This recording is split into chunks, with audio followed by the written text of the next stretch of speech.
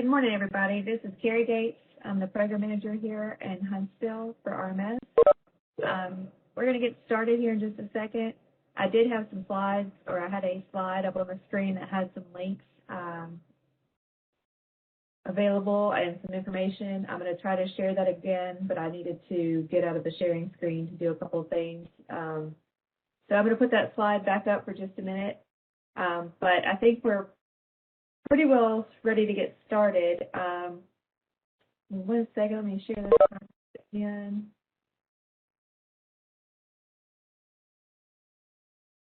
Okay. So to kick this off, one of the things I wanted to make sure that I told everybody about was that the RMS PMO now has a SharePoint site. Hoping this will be a central location where folks can go and find information that they need. It's still a work in progress. I have a call with CEIT coming up to actually add some things to that SharePoint. So please be patient. I'm still trying to get that worked out. There's some information on there already. One other thing I wanted to mention was the RMS PMO inbox. You can see the link on the screen. This is an inbox that's monitored by more than just me. So if you have a question or you have issues or you have anything that you would like to get to us, you can submit it to this inbox, and it's monitored, like I said, by more than just me. Somebody will definitely see it and get back with you on it. Some of the other trainings that we're offering this month are listed on the screen as well.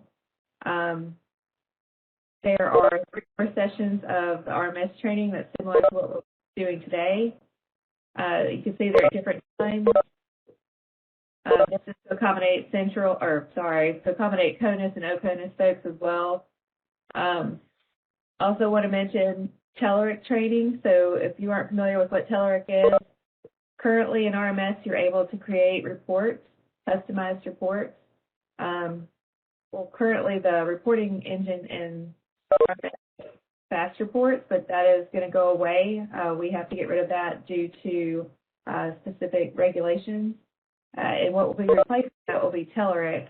And any standard reports that you currently use, that are like for instance, a ENG 93 form, those have already been created. But any specific forms that you have created as a customized report for your district, those will have to be recreated.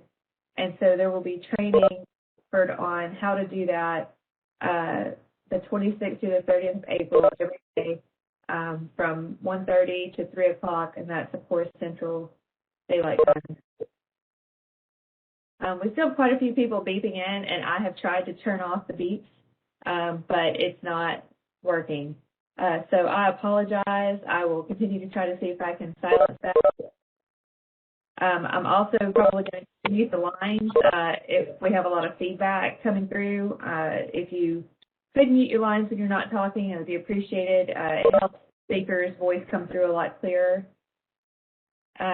So, again, I think the last thing that I wanted to mention before we got started was enhancements. So, as many of you probably already know, there's a process if you think there is a nice to have in RMS. These are called enhancements. These are not fixes. Fixes are obviously things that are just not working. But if you have a suggestion for an enhancement, there is a process for that, and that process is to go through your CCB member, and they submit it through to a SharePoint site that is shared amongst the CCB members and headquarters and the PMO. Those items then get looked at, they get discussed on a telecon, and then they get voted on. As part of the voting, they also assign a priority to those, and they get implemented according to when they were received and the priority level. Now, when I say received, that means when we receive them, when the PMO receives them from headquarters. This is after 2 rounds of voting. Then they get pushed to us, and then we try to implement those. So if you have submitted an enhancement and it has not been implemented yet, but you feel like it is a very high priority, you may want to go back to your CCB member and let them know so they can elevate that.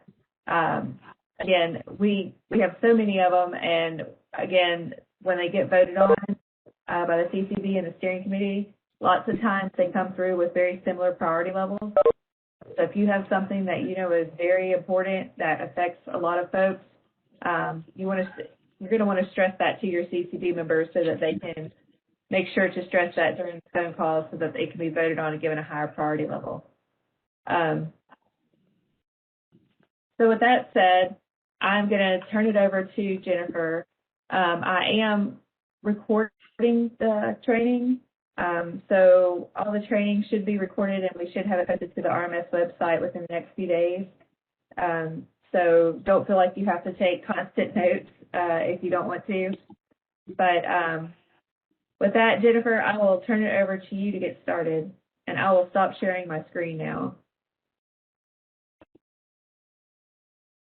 Okay, I am going to make sure I pick the right screen to share here. Okay, let me know when you guys can see my screen. I can see it. Perfect. All right, so good morning, everybody. Today we're going to go over quite a few different topics. If at any point in time during the presentation, if you need us to slow down or if you have questions, go ahead and provide that information in the chat so that way we can adjust as necessary. Let me blow this up so I can see it. James or Paul, if you notice anything in the chat, will you please let me know because it's not letting me show both my screen and the chat. No worries. We'll keep an eye on it. Okay, thank you so much. Okay, so as you can see right now, what I've got open is RMS. I've already logged into my district. The first thing that we're going to talk about is submittals. So let me show you. I've got a little flow chart. This is basically the basics of submittals. The contractor has to first set up the specification sections. Then they have to go through and then they create and they send their draft transmittal to the government. Once they've sent it to the government has to acknowledge the receipt of that transmittal and then they review the transmittal. There are two options that they can go for. From this point, they can either return it to the contractor for corrections, the contractor corrects it, send it back to the government acknowledges, comes back. If it's approved, then what happens is the government decides what QA code to submit and then has to send it to the contractor. Now, when the contractor acknowledges receipt of this transmittal, there are two options that they have depending on what the QA code is, and we'll talk more about that in a minute when I get into specifics. The option of the transmittal is complete, however more work needed to be done for whatever item they were submitting for. So it goes into the complete section, but it's still available for a new resubmittal at a later date and time for the contractor to correct whatever it was that the government wanted them to do.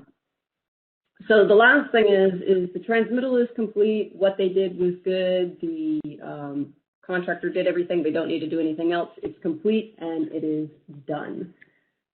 Okay. So let me go ahead and go through that process so that you can see. I'm not going to start with the contractor. I'm only going to start with the government. If at any point in time you would like to see what the contractor has to go through, just let me know and I can start there. So here is my RMS, and as you can see, like I said before, I'm already logged into the district, and you can tell I'm logged into government mode because of these blue tiles that are showing up here. If this were contractor mode, these tiles would be gold, not blue, as you can see in this one. So this is the contractor mode. As you see, the colors are gold. All right, coming back over here, I'm going to go ahead and log into the contract that I'm using for submittals. Now, if this is your first time doing the submittals, and this is a brand new contract, and a contractor comes to you and says, I can't submit a transmittal, what's wrong? There are two places that you need to look first. The first is the specification section module, and the second is the submittal register, because those two things must be done first. So I'm going to open up the specification section to show you what it looks like. This is what mine looks like. Now, some of them might have names over here, some of them won't. It depends on how you set up your transmittal specification section numbers and what style you use for the numbers as well. I have a range of different numbers just for variety, and apparently there were no names that came in with this one. Okay, So in here, this is the next important thing. In order to be able to submit transmittals, you have to have all of the submittal items added. So I forgot to go back. Let me go back to the specification section. There are two ways to get this in here. The first is to click on the Add button, and you can either manually add a new section depending on your choice, or you can choose one of the master formats from 95, 2004, or 2013 libraries. Your choice. The other option for adding, I'm going to hit the back button here and go over to my Import Export tab, because this is where you can also import everything. So if you have spec syntax, you can just import everything from spec syntax. So you'll go to our spec syntax module, or import spec syntax module, and then you'll click on Add, and then you'll add from file system. It's going to open up a dialog box, and you have to scroll to wherever that document is being stored.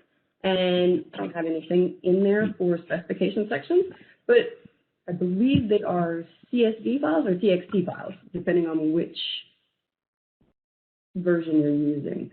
Paul, correct me if I'm wrong on that one.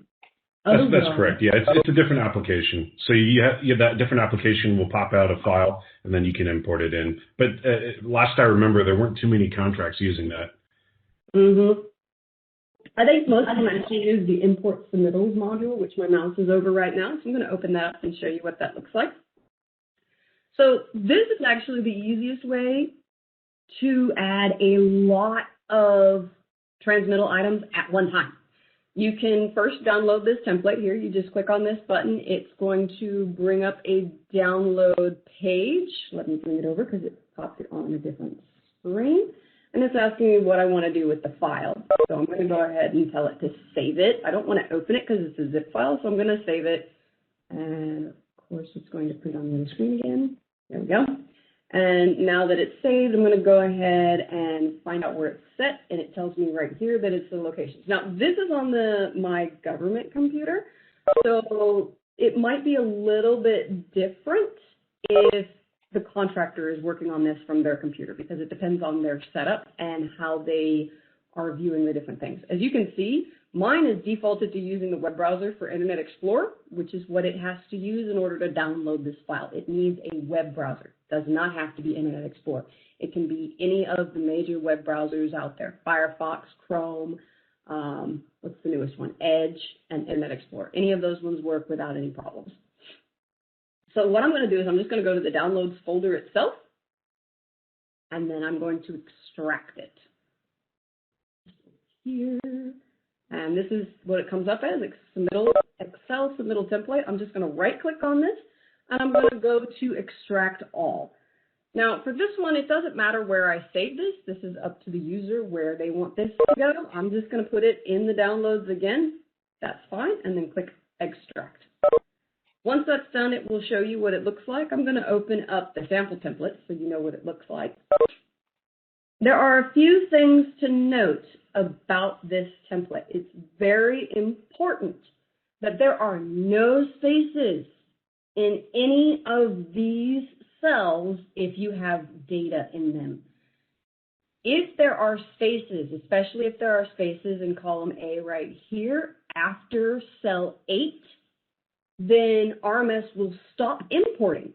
So if you have one line here with the paragraph number and all the rest of these are the same section number and you do not copy those section numbers down, it's only going to import one line. So you want to make sure that all of this has data in it. So if this is, looks like it's 124522.25 space 00, and if the next one is also supposed to be the same thing and the user did not put anything in there, you need to copy that down. The easiest way is, let me see if I can zoom in and blow that up a little bit. There we go. There's this small itty-bitty little box in the bottom left-hand corner. When your cursor changes from the white cross arrows to the black cross arrows, what you can do is you can copy that down. And it literally just copies it. The only downfall to that is it's going to add a number to the very end. So to avoid that, what you can do is you can come in the second one and you can press 2, press Enter, highlight both cells, and then come over here and drag it down, and that will fix that. So that way the users can do that. And then, of course, you need the descriptions, and you need to choose one from each of these sections. So one X goes into each of these sections. need to know what it's for, what the classification is, and if there's a reviewing office, also need to put that in there. The last two things that you need is you need your contract number. This is actually a contract ID, not a contract number, so you want to make sure you put in a contract number, not the ID. The contract number usually starts with W912 or W911, depending on what your contract is. But I'll show you where to find that when we go back into RMS. Once you have all of this information in and you've got all of your descriptions, then you can go ahead and save it. There are directions on how to use this file on this button right here. You just have to either hover over it like what I've done or click on it to make it bigger, and then you probably have to tell it to actually stick. Let me enable content here. And then you can go through and read the directions on how to use this template. And it's exactly the same as basically what I just told you. So I'm going to assume that I got this done. I'm going to rename this. I'm going to do a file save as. And I want to make sure I do a save as because I don't really want to save it over the template sample. And then usually my preference is to tell what the contract number is and which import this happens to be. So in my case, it is 2578 is the contract that I'm using. And I'm using the contract ID just because for me, it's easier to search for those ones. And then this is import submittals 1. Or you could do a date. It's up to you how they want to do that one. That's just how I'm going to save it. I'm going to leave it in the downloads because I don't need to put it anywhere else, but it's up to the user where they want to save that. Once that's done, I can click on this X button. We need to close that template prior to importing it into RMS because if you don't close it, it will realize that it's open. It'll tell you, hey, you got to close this one first. So let me come back over to RMS. Once that's done, you have to decide where you want to import it to. I haven't talked about the registers yet, and I'll talk about that in just a minute. But if you have more than one register for submittals, this is where you decide which submittal register to put it in. So you know what, let me go ahead and do that right now. And then what I will do is go over to submittals. Okay, let's see. That's that one, and then submittal register. All right, so what I'm going to do is I'm going to click here. This tells you exactly where you need to go in order to add another register. It says, please go to the Submittals Schedule tab of the Contract Setup module in order to change this one. So you click OK. What you're going to do is you're going to click the back button. That is under the Administration tab and then the Contract Setup module here. So in here, they told you to go to the Submittal Schedule tab, which is here. I'm going to click on this, and then I'm going to add a new register. Title. Second register.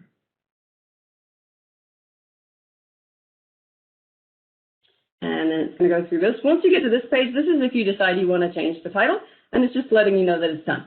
To save any changes, you always want to use the back button. Back button is the save for RMS. There is no other save option in RMS. So pretty much anytime you make any changes in here, make sure you hit the back button before you do anything else. So say you've done a submittal, you've written up a whole bunch of narratives for a TC report or something to that effect, and you're like, oh, hey, it's time for me to go. Let me close RMS. Do not go ahead and click this X button. First, click on the back button to get out of whatever window you're in, and then close RMS. That way you make sure you save any of your information that you are currently working on. So let me go back over to Submittals. Now, actually, you know what? I'm going to import that file into that second register. Import Submittals. And the next thing to look at for importing the submittals is how you're going to import it. There are two options. You can override existing submittals, or you can merge with existing submittals. The only time we would recommend an overwrite is if this is the very first time, or maybe it's the second time that they've done it, but no transmittals have been sent.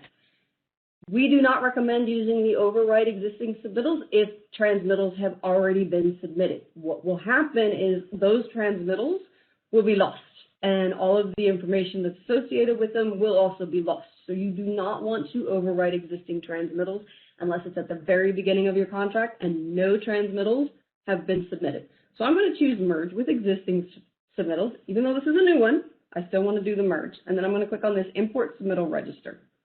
Now it's going to ask me where do I want to import it, or where is the file at? So let me go to my downloads folder and stuck it in here. Yep, there it is. So I'm going to click on it and tell it open.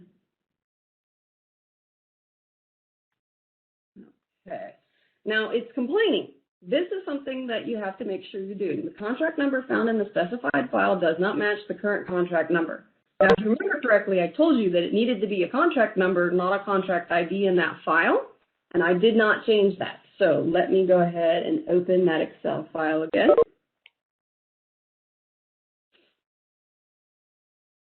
So that way I can change that. So that was this one. And now to find your contract number, it's in two places. It's on every place up here. So you're going to see it. It's the W912GB19D037-0037-1234. You're going to need both of those numbers in order to go in there.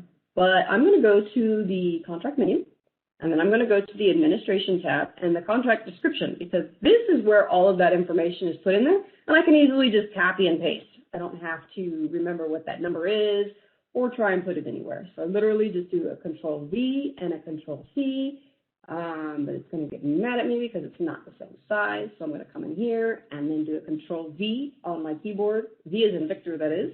That's just a paste. And now for the delivery order number, I'm going to do the same thing. I'm going to go back over to RMS. I'm going to copy the delivery order number, Control-C as in cat on your keyboard, or you can right-click and choose copy, either one. And then I'm going back over here, and I'm going to click on the cell, and then in the text box up at the top to highlight everything, and Control-V as in Victor to paste it, and press Enter. Once I'm done, I'm going to hit Save, and then I'm going to close it. And now I will go back to Import Export and Import Submittals. Import Submittal Register. And it says there are 505 submittal items. Oh, wow, that was not what I wanted to do. So I did not check to make sure I was doing the right thing. So this is what happens with users for the most part. They find that they have a problem because they didn't do something correctly in the file, and then they go, they fix that, and when they come back in here, they didn't make any changes to their settings.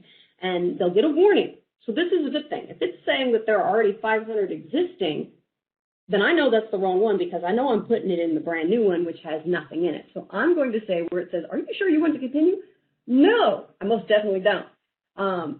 The good thing about the overwrite is if you do accidentally submit that, you will know who did it and when they did it, because that is one of the things that we do keep track of.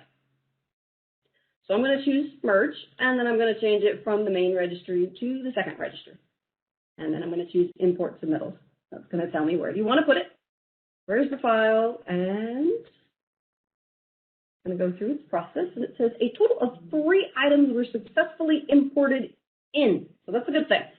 I only had 3 rows that actually had data in it, so that is definitely the way we want it to see. Now, if you're expecting 100, 500, and all you see is maybe 50, then more than likely you have a blank line somewhere in the file.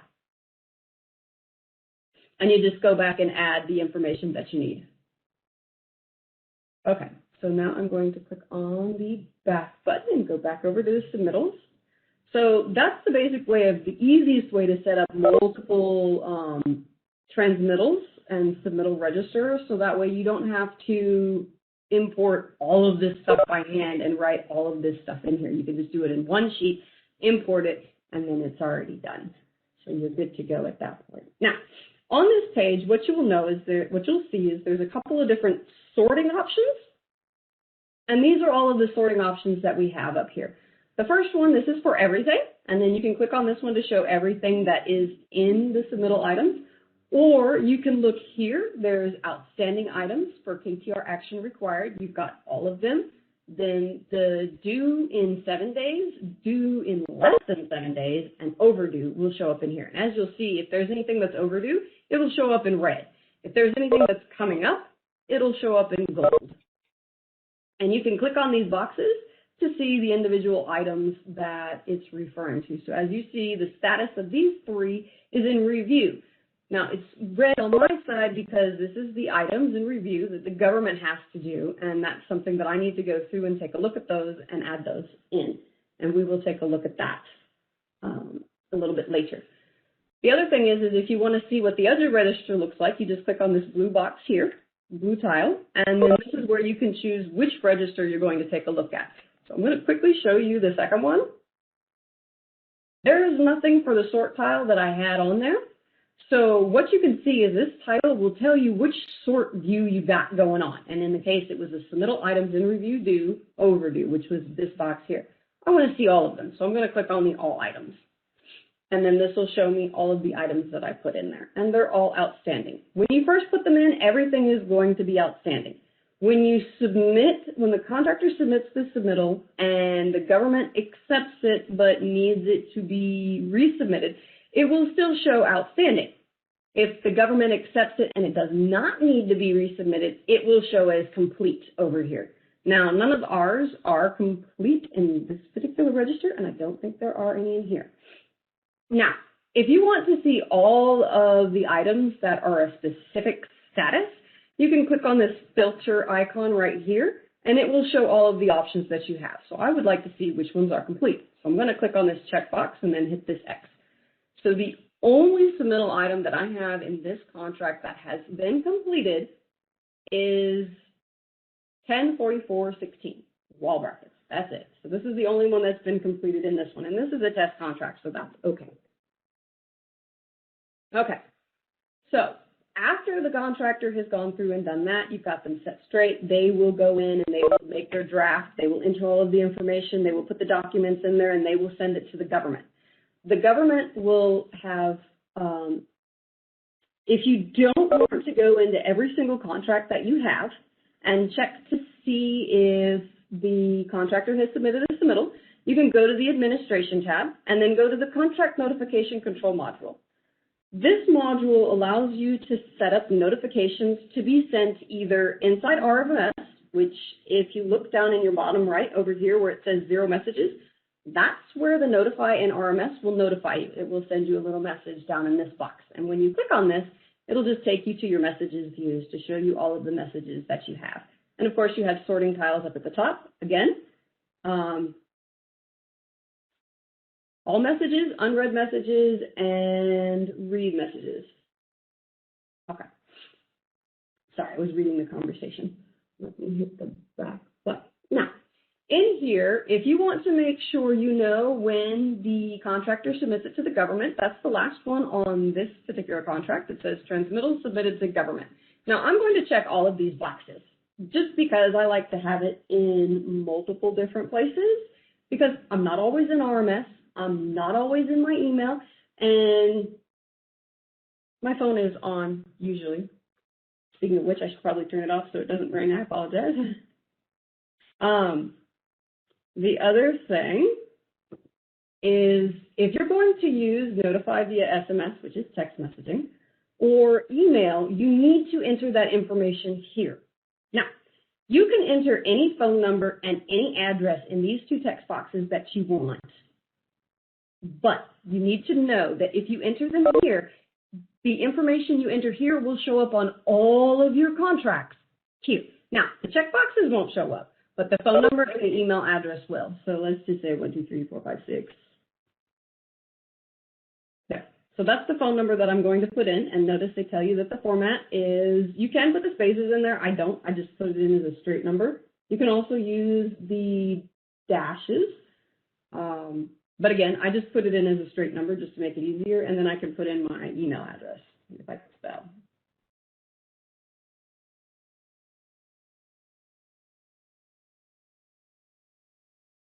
Okay. Now, by checking these boxes down here and by entering my phone number and my email address, that means anytime the contractor sends a transmittal to the government for me to take a look at, I will get messages down here, I will get messages on my phone, and I will get messages in my email letting me know that this is ready to go. Now, if you did not set this up on your contract and you are getting messages for a contract, then it's possible possible that somebody else set it up for you. Because like I said, you can put whatever information you want in here. We don't specify whether or not you have to use your own email in order to do this, and we don't specify what phone number you have to put in here. So just note that if you're getting messages for something that you don't have set up and never set up, it's probably because somebody else set it up for you. Okay, now, while I'm here, I want to point out we have recently added a new notification for users, and that is the transmittal review completed by secondary reviewer. If you check this checkbox, so you want to know when the secondary reviewer has completed their review of the transmittal before you complete it and before you put all of the rest of the information together. But you don't want to check the contract every single day, and you don't want to constantly bug the person that's supposed to be reviewing it. So what you can do is you can click on any of these checkboxes that you want to send the notification to your system, so that way you know when the secondary reviewer is done. Now, at this time, Paul, correct me if I'm wrong, it doesn't display who is the secondary reviewer at this time, though that is planned for future releases. But right now, it just says the secondary reviewer has been completed. That's it. It doesn't tell you who. It just says that one portion is done. That's correct. Yeah, it was a requested feature, and we're looking into it. But right now, it does not say who. That's correct. Okay. Okay. So now that is taken care of, this is the first thing that I would suggest setting up before going into the transmittal, so that way you know when transmittals come in without having to go in manually for each. Oh, I apologize, my office was ringing. Okay. There we go. Oh, hey, Jennifer, just real quick. We have a request to show where to assign the activity to a submittal item when you get done with this. Okay, so let's go ahead and, actually I can do that right now because that has stuff to do with that. So there's a couple of different places that you can assign those. So the submittal assignments, I think this is for just the person though, give me 2 seconds. Yeah, this is just the person. So if you want to set who does this, you can go through and update the primary reviewer. This is the person who you want to review it. You can set these in various different ways, doing through one of these options. And this is also where you can assign the activity. So when you click on the update, you can click on Assign Activity, and it's going to say, which activity are you wanting to assign? I only have 2 on here, so I'm just going to pick the second one and click OK. And now I have the option of either assigning this activity to selected submittal items from those not assigned to an activity, or selected submittal items from all submittal items. Let's just do all submittal items, because I don't think any of mine are actually in that way. Then I click the next button, and here I can choose as many of these as I want to. Just note that if you are going to choose more than one, I would suggest using these checkboxes over here, so that way you can just click on them and not have to worry on it. If you click over here, notice that all of the other ones I already had checked went away. So if you want to click over here, you need to make sure you push and hold the Control key on your keyboard, and then you can select multiple options. So usually I always recommend that you just do the checkboxes, because then you don't have to worry about doing that. And when you scroll down, it will show up as well. And then when you're done, click on Finish, and it goes through and it sets all that. And it says replacement complete, 9 submittal items were updated. I'm going to click OK. And then if I needed another one, I could go ahead and do that. I don't need another one, so I'm going to click on cancel because I'm done at that point. You could also click on back because I've already set the other ones. And it comes back over here, and you'll see, you won't really see that it's assigned in here. It will show up in the activity itself that it's been assigned to this submittal item. Okay, so if you want to set the primary reviewer ahead of time so that they're all set the same way and it wasn't done in the import, then what you can do is you can also do update, and then you can assign primary reviewer for unassigned submittals, or you can assign the primary reviewer office for an invalid office. So this is if the office name is changed and you need to change who they are. And this one is when you have one reviewer who, for whatever reason, is no longer going to be reviewing, and you want to replace it with somebody else. And then again, if there's an invalid reviewer, replace it with a valid reviewer, and then you can set the government review period here. So this is where the review days are. This is one of the places that you can set that. The other place is in the submittal register itself. So if you want to set the government review period for multiple items, I would do it here in the Submittal Assignments module as opposed to in the submittal register.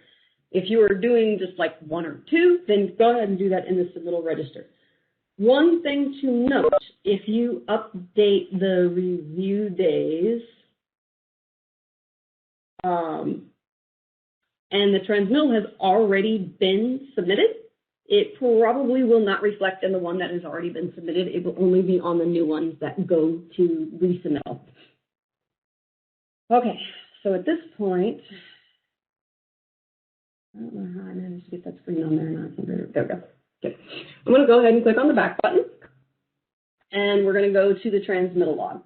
So for this contract, I have already set up a couple of submittals that are in review for the government, also that are pending government receipt. If you remember correctly from the flow chart that I showed you at the beginning, after the contractor has submitted the transmittal to the government, the first thing that they're going to have to do is acknowledge receipt of that transmittal. Now, when you first come to the Transmittal Log screen, this is what you will see. Now, you can tell what you're looking at because it says Transmittal in Review. Again, you have these sort tiles up at the top, and the one that we are currently on, and the default every time it goes in, is this one, which is Transmittals in Review. And, of course, there's only 3. But we want to acknowledge the ones that the contractor has just sent us. So that means I need to click on this blue tile. And this will show me the ones that have just been sent that I need to go ahead and review. Now, to get these reviewed, what I need to do is I need to click in here 2 times to get the cursor icon as well as the date lookup. So if you don't know what date it is or you don't want to enter it in, you don't know what format it's in, click on this little date icon button, and then you can choose the date here. At that point, you need to click off of it anywhere. It can be in the gray, it can be in the white, it can even be up here, just somewhere off of it, and notice it disappears. Literally, it's moving from pending government receipt to transmittals and review. I'm also going to accept this one, except for, yeah, this is today's date. There we go. And then click off of that one. So now I have 5 that are in review. I know which ones I just did because of the government receipt date that is here. It will always tell you the section number. It will tell you the transmittal number. And then the submittal items included on the transmittal, it'll tell you. So what you'll notice with this one is this one actually has 2 items on it, and the rest of them only have 1.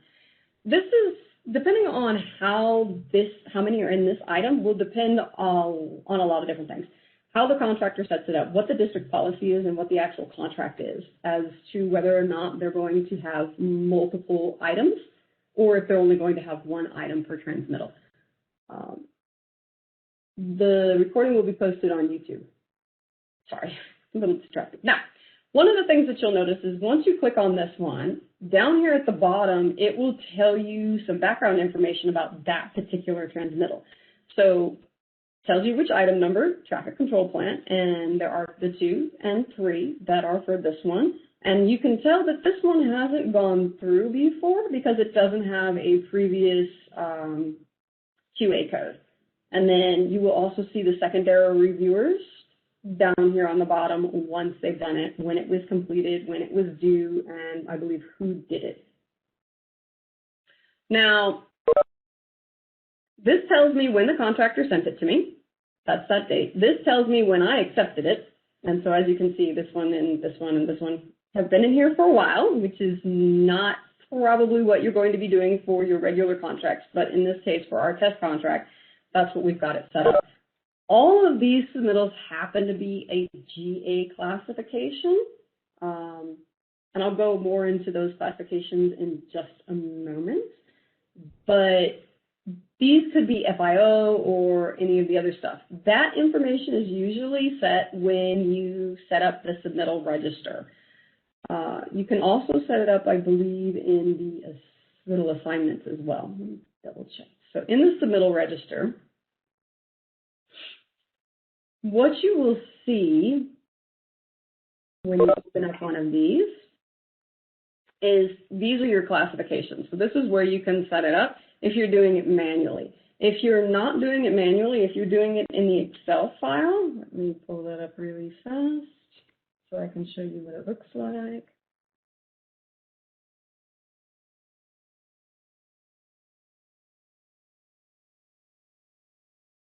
All right, it's being a little slow, I apologize.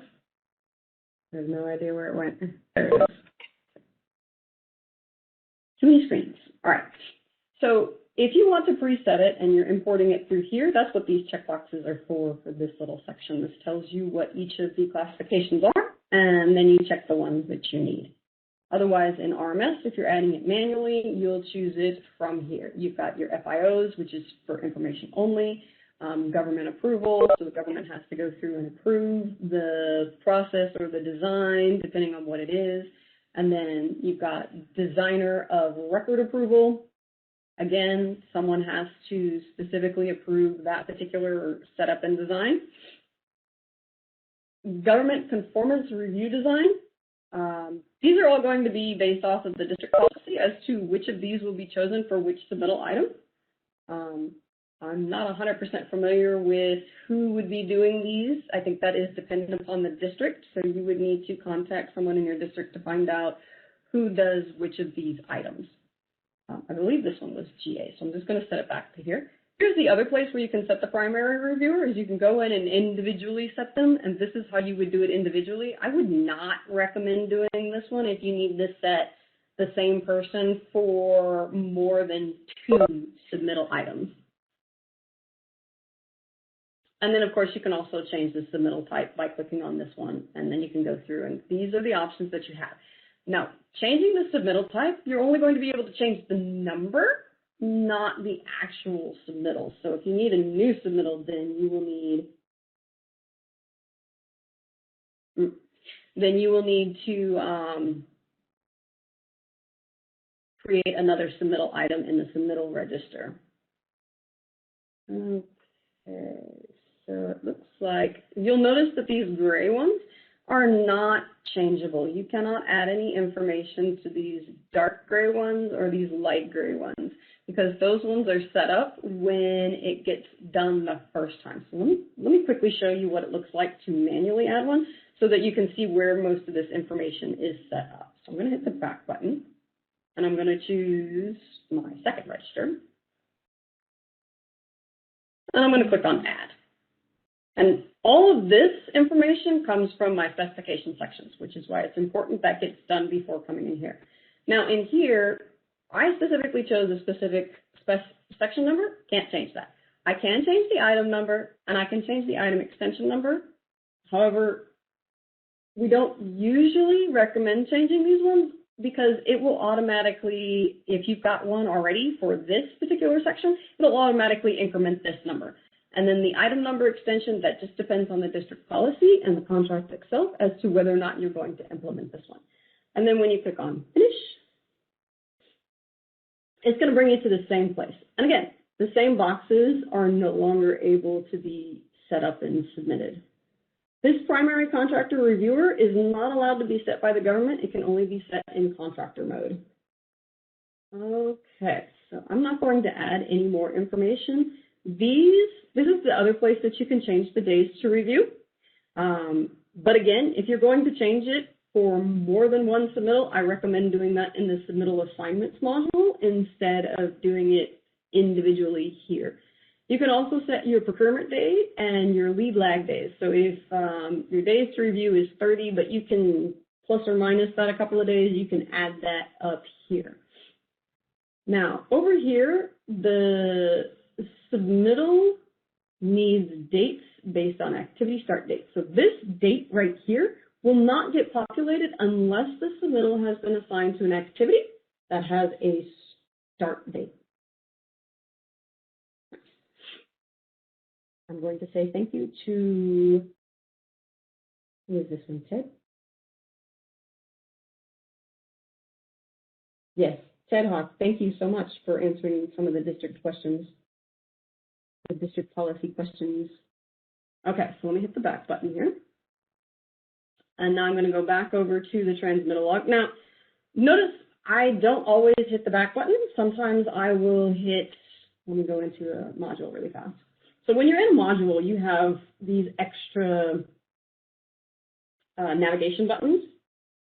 And the easiest one, if you know you're going to have to hit the back button several times and there's nothing in here that you need to save or change, you can click on this contract menu to go back to this main screen so you don't have to go through any other extra steps if you do not want to.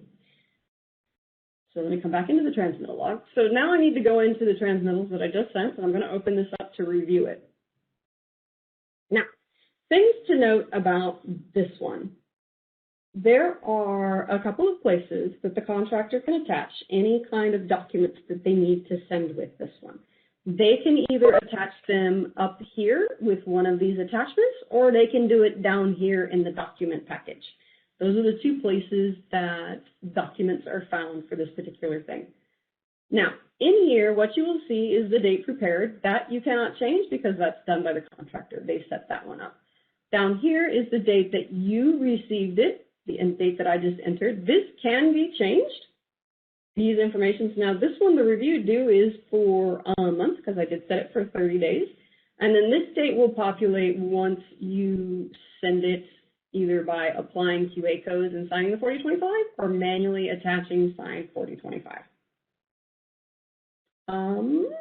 If you want to see what the 4025 report looks like before the contractor signed it, or just to see what it has, you can click on this button right here. And that will prepare the report. Let me bring it over to the right screen. And this is basically what it's going to look like. Notice there are no signatures on this particular transmittal because the one that's up at the top is just showing you what the transmittal looks like at this point in time. Okay. And then if there are government remarks, you can click here to view those as well. I don't have any government remarks at this point, but if I want to add those remarks as the primary reviewer, note that here it says contractor government remarks. These government remarks are for the prime contractor reviewer. So I am the prime reviewer, and this is what I have to say. That's pretty much it. So once I do that, I can click on this government remarks, and it'll show up right there. It will also show the secondary ones. I don't have any secondary right now, so let me show you what that looks like. Close this button.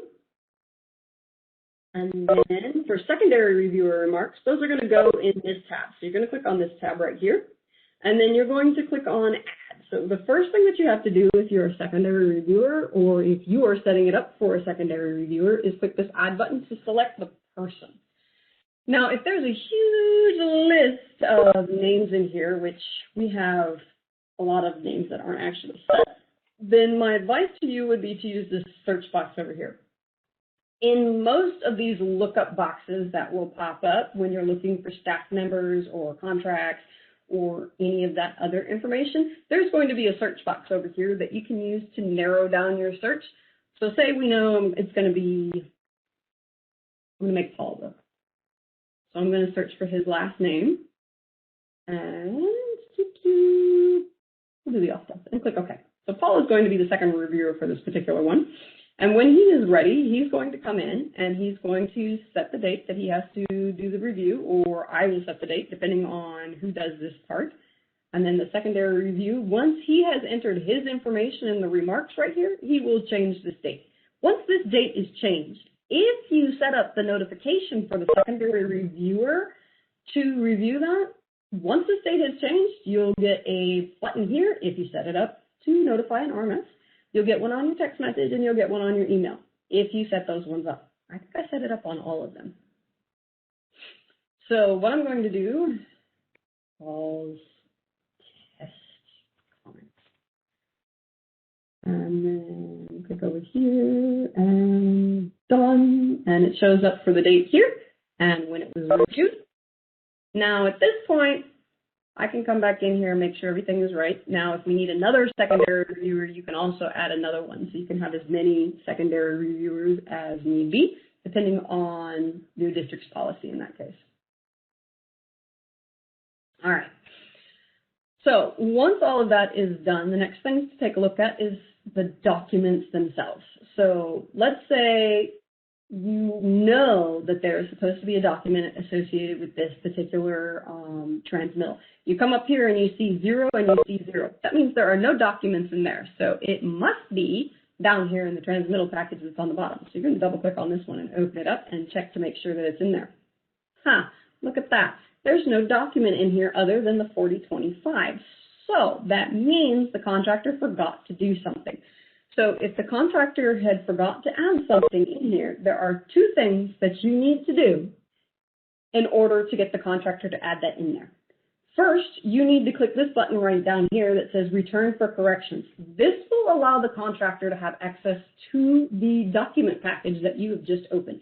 Because as of right now, if the contractor goes, they can look at this transmittal all they want, but they cannot add anything, they cannot delete anything, they cannot edit anything, they cannot put anything in here.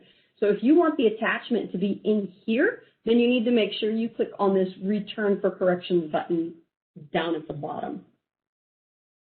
And then click on the back button.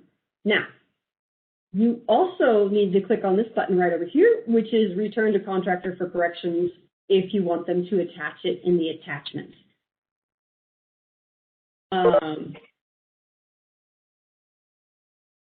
So it's up to you whether or not you want the documents, the packages, all to be in one place with the 4025 down in this document package, or if you want them to set it up in the attachments. And in the other one, I will show you where I do actually have attachments showing up in them, and then you can go through and look at that. Okay, back down at the bottom, where it says Government, apply QA codes and sign the 4025. So I didn't talk about everything up at the top just yet because I want to talk about this one right here. When you go to either apply the QA codes or manually sign, it is going to, if you don't actually put the QA codes, and you will need to do it for every submittal item. If there's only one, you only need to do one QA code. If there are 10, you need to assign 10. And then they can go through and change that. Now, they don't have to be the same QA code. So say they have 5 items, 3 of them are good, 2 of them aren't, then 2 of them can be for, yeah, okay, but you need to resubmit later because it's not going to work. And the other 3 can be, yeah, these are good, these are complete, you don't have to resubmit these items. So they would only have to do 2 in that particular case. And I will show you that in my other one in just a second. Now, in here, of course, you know, the item number, it gives you the description, it tells you who the primary reviewer is. It's not set. You can actually come in here and set it by double-clicking on it to get this ellipse button here. You're going to click on this ellipses button. And this is, again, the same staff member lookup as the other one. You can just type in, I'm going to type in my name.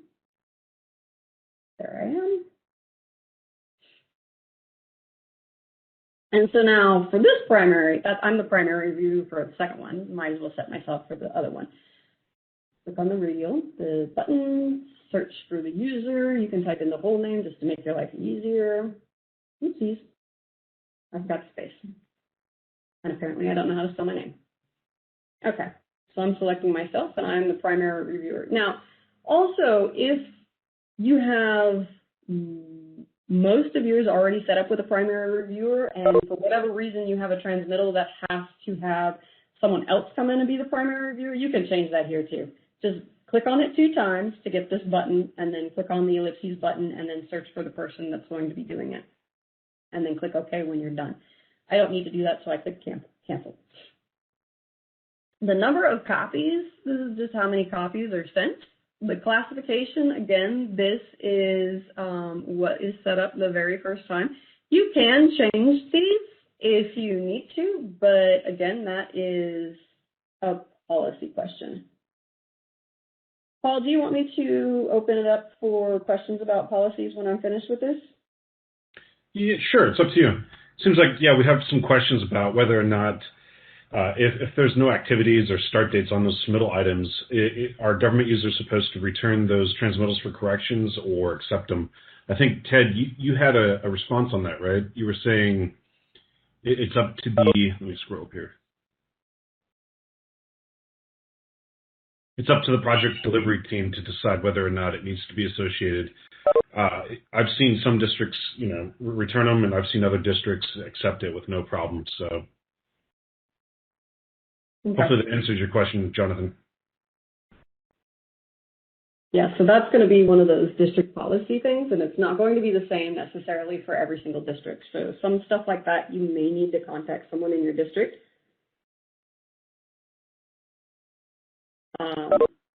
to find that information out.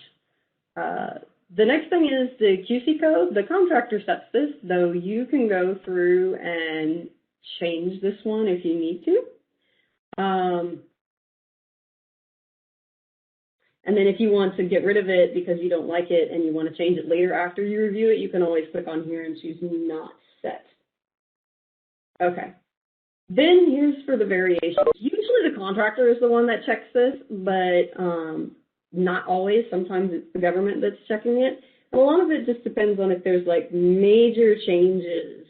And this would be like a resubmittal item. This, you would never check the variation checkbox for the first time something is submitted, unless there was a huge change from the original design plans that were submitted to this one, in which case, big changes, yes, you would create the variation for that. But small changes, from my understanding, if you're going to change the color of something, I don't think you need to check the checkbox for variation if it's just a color change that's not really going to affect the rest of the build. And the next thing is the QA code here. This is the important part. So there are a couple of different QA codes that you've got, and what you will notice is at the end of each of these codes is a word in brackets, whether or not it's complete or resubmit. If it says completed, that means this submittal is done. The contractor doesn't need to do anything with it. It's good to go, depending on what these ones say. Now, in this case, this one's approved, but there are some notes in the drawings that the contractor needs to take into consideration and update. But they don't need to resubmit it after those updates have been done. This one is, everything is good, nothing needs to be changed. Go ahead, submit it as it is, call it done. The other one is, it's not approved, it has to be resubmitted, and you need to see the attachments to find out why. And then this one is returned because more information needs to go back and forth. There's not enough. This submittal item will be completed to be resubmitted, not to be resubmitted because you need to do more talking back and forth. And then the other, that will be usually put in the government remarks to the contractor. And then you have the receipt acknowledged, but it doesn't comply. They're going to have to resubmit that one. And then acceptable for release for construction. They're good to go. You can go ahead and start constructing it. So this, I believe, the last ones are for design transmittals. So these ones are probably changes for the design, and these ones are for other issues. You'll have to look into your district policy to see which ones are used for which option. And then, of course, if you want to reset it because you set it by accident or someone else set it and you come back in here and you find something that's not right, you can unset this and go back and take a look at it until these two buttons down here at the bottom are clicked. So I'm just going to go ahead and say that this one is good to go. And then I'm going to look at this one, and this one has to specify. Need to send the document. I can actually return this one for corrections because I need that document, or I can go ahead and sign it and say, just go ahead and resubmit it at a later date. Depends on when I want that document. If I need that document to make my decision about the transmittal, then I will return it for corrections. If I don't need that document to make a decision, but I do need to see it eventually, then I will probably just go ahead and submit it and have the contractor resubmit it later. Okay, down at the bottom, you have a checkbox here that says select and include digital signature. This is if the signature, the natural signature that's going to come off of the user who is logged in doesn't show the full name, and the district policy requires a full name to show in here. You can check this box. This will allow you to also include your full name and your title, if you so desire to put that information in there. Now, this one, I'm going to go in here really fast and talk about this document here. And this is saying that it is electronically signed. That is a good thing, because if you want to electronically sign this transmittal to get it to go over to completed, you need to make sure that the contractor has electronically signed. Because if the contractor has not electronically signed inside of RMS, if it was manually signed and then uploaded later, because we don't know how it was uploaded and we can't guarantee the positions are the same, we cannot go through and allow you to electronically sign as the government if the contractor manually signed it, unfortunately. So if that's the requirement, then you will need to make sure you tell the contractor, hey, you have to sign electronically, you cannot sign manually. And then at that point, you'll be able to go in and sign it electronically. I think I have one that has that in there, and I'll go ahead and show you that one as well in just a second. So at this point, I have finished with my review. I am done. I've added my QA codes, and you know what? Let me go ahead and just remove this one so you see what happens when you try to sign it without a QA code.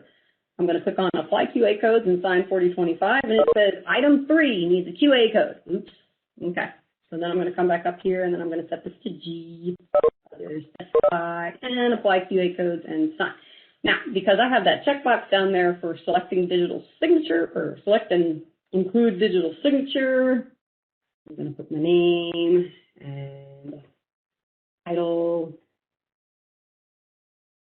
and then click OK. Probably should capitalize that. There we go. And click OK. And it's going to go through the signing process. It'll take it just a few moments. And once it's done, I'll go ahead and open it up so you can see the signatures. Now, what it's going to do is it's going to ask you for your password or your PIN. Now, the reason I say password or PIN is because it depends on how you're logged in. If you're logged in with your CAC, then it's going to ask for your PIN. If you're logged in with the username and password, then it's going to ask for your password. And it's going to go through and sign. And then notice, once it's complete, all of this information that you were originally able to edit now becomes uneditable. So you can see that there is no white stuff where you can write or do anything. Also notice down here at the bottom, I have one message. Yay, that's exactly what I wanted it to do. So this is telling me, by the way, Transmittal Secondary Reviewer was complete. And there you go. And you can actually just double click on this to open it up so that way you can see the whole message instead of scrolling it. And then after you've opened it, you can still mark it as not read because you need to come back and do it later. You're not ready for it to be there. You're like, oh, yay, that's good. But I don't want this to go away yet. I want it to stay down there to remind me because I got to do it tomorrow because I'm out the door. Then you can click on this button right here to do that. Once you're finished, you can click on the back button. And now it's no longer bold and it's no longer showing up as a message down here because I didn't click on that button. But these are my sort tiles. I don't have any unread messages. They're all of my message and then my read messages. So click on the back button to go back where I was. Now, another thing you will notice, there are two document packages down here on the bottom. One of them says shared package. Oh, I clicked on it. It's going to do something. It's probably going to try and open it. One of them says it's a shared package. So what that means is that both the contractor and the government can see what is in this document package. So if you add any documents to it, or if you add any extras to it, the contractor is going to see it if you put it in here. Now, if you want to share a document so that only other government can see it, that's what this one down here is for. Now, notice, even though this has been completed, you can still add more document packages on this if you so desire. Usually I would do that before you complete it, though, so that way everybody who needs to review it and take a look at it. Oh, yes, thank you for reminding me about that, Paul. And then go from there. Now, I have applied the QA codes and I have signed this 4025, but notice the status down here is still saying in review. That is okay, but one of the things that you want to make sure is if you are going to send documents to PCF, you need to accept this document package before any of these documents will go to PCF. So once you have signed it, you still need to go into this bottom document package and go down here to this Accept Package button. So I'm going to go ahead and click that now, and it's like, are you sure? And I'm saying, yes, I am sure. I am done with this document. So I'm going to go ahead and do that. And then once that's done, both of those two buttons for returning and accepting disappear, and all of this now becomes uneditable, so you can't make any changes at this point. So we're going to click on the back button here, and those documents will now be ready to send to PCF. So the status is accepted.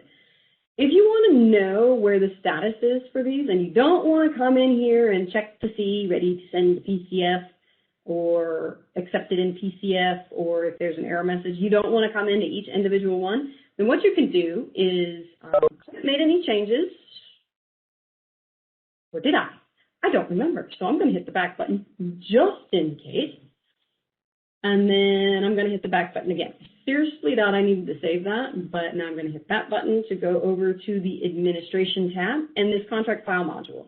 The Contract File module will give you all of the documents and all of the modules everywhere, and it'll do it by location. Now, you can change this sorting, and if you want, we can go into more detail a little bit later, but I've already spent an hour. So let me go ahead and just really quickly show you for these ones. I want transmittals, so I'm just going to start typing in the search for transmittals, and see this is under submittals, and we have transmittal logs. We also have transmittal submitted. And what you'll see here is it'll tell you what the PCF status is for all of the documents and all of the document packages. Notice this one says not signed, and it's probably review required. I'm going to expand it by pulling this out. Yeah, this one needs a review required, but it's also not signed. This one's electronically signed, still needs the review. So these are some of the ones that I haven't sent yet. But you will see that this does say ready to send to PCF, not signed. And then there should be another one in here, electronically signed. Here it is, electronically signed and ready to send to PCF. If this is sitting ready to send to PCF for more than 72 hours, please contact the Help Desk Support Center so that we can take a look and see if something is blocking it from being sent to PCF like it should be. If it comes back with an error message, this is where you will also see that. So you'll click on this item, and down here at the bottom, it'll show you if there are any errors. Notice down here, this box is specifically for errors.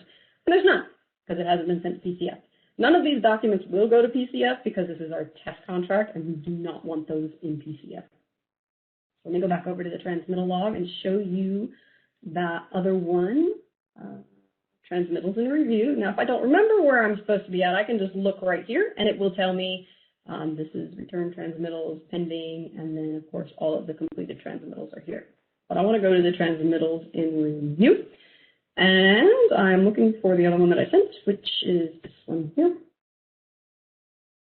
And notice this one shows one attachment at this point, and then this one's showing in review. I'm going to click on this one to see what this attachment is. Now, notice this one, when you open up here, it goes to some more document packages. And what you will notice is, again, there are two. One that specifies contractor and one that specifies government. Again, same rules apply. Government is for government only. Contractor will not be able to see anything you put in this document package. If you want to share it with the contractor, it will need to be in one of these document packages. So I'm going to go ahead and double click on this one. And I see that the contractor has electronically signed it. That's good. And because this is in the attachments and not in the bottom document package, I'm going to go ahead and sign this because the contractor signed this. And whether or not you sign these documents is going to be based off of the document itself, the contract, and the district policy. But to sign these ones, you're going to click on Sign Selected Documents over here. You're going to select the document that you want to sign. Click Next. And then you're going to notice your signature title is coming in here too. You can uncheck this box or you can leave it in there. It's up to you how you want to do that one. But I don't want it to be on the last page, bottom right. So I'm going to double click in here to get my ellipses button. Click on my ellipses button and look for the location that I want it to be. So I want it to be in the ECD approver location. In this case, actually I want the ENG 4025 approver for government. And then I'm going to click OK. Now, what shows up here is based off of what's in your district. So we have a lot of test locations, and they're probably not going to show up in your district. So when you go through and you look at your district, might be a little bit different than what you see here. And then click OK. and then click on Finish. And it's going to ask you for your PIN or your password.